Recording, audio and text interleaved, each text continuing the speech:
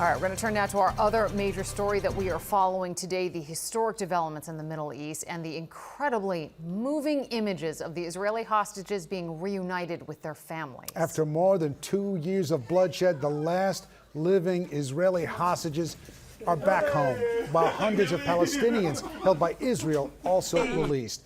It was the first step in a multi-part peace plan brokered by President Trump and his administration. President Trump marked the hostages' arrival with a speech to the Israeli parliament before heading to Egypt for a peace summit. We have team coverage, including ABC's Marcus Moore standing by in Tel Aviv, but we begin with Eyewitness News anchor Mike Marza in the newsroom. Mike. Liz and David, it was a tense 72-hour window to follow through with his ceasefire deal. The president now on his way back to Washington after several standing ovations during his address before Israel's parliament.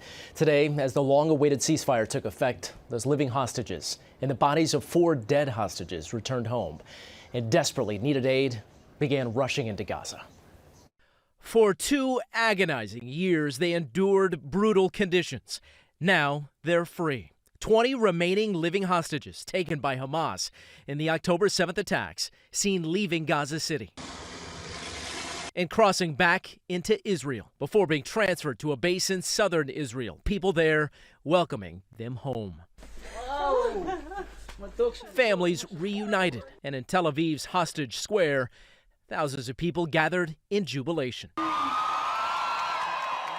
But the celebration for so many is so bittersweet. Hamas also has agreed to return the bodies of hostages who were killed.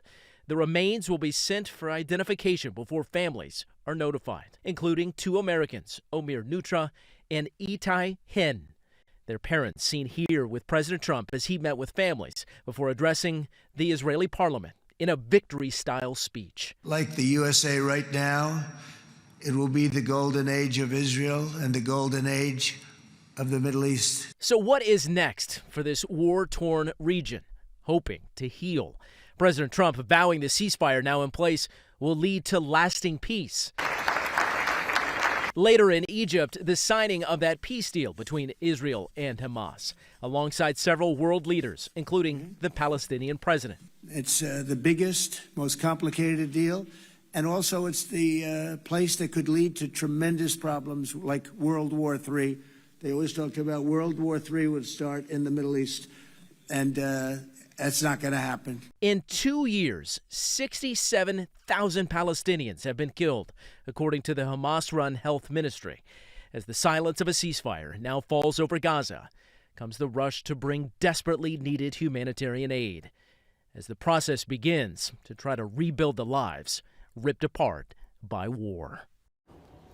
Palestinians released from Israeli prisons as part of the ceasefire deal were reunited with their family members in Gaza today. Israel freeing more than 1,900 prisoners and detainees after Hamas released all of those 20 remaining living hostages being held in Gaza. But there is a lot that has to be sorted out here, of course, like figuring out the future of Hamas, who will govern the Palestinian people, and of course that huge process of trying to rebuild Gaza.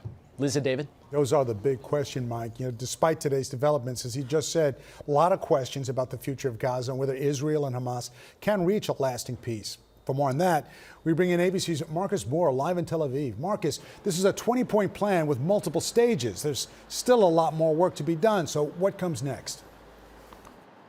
Yeah, that's right, David. And in the immediate term, phase 1 of this agreement calls for the immediate release of all of the hostages, the living and the dead, as you heard Mike mention there.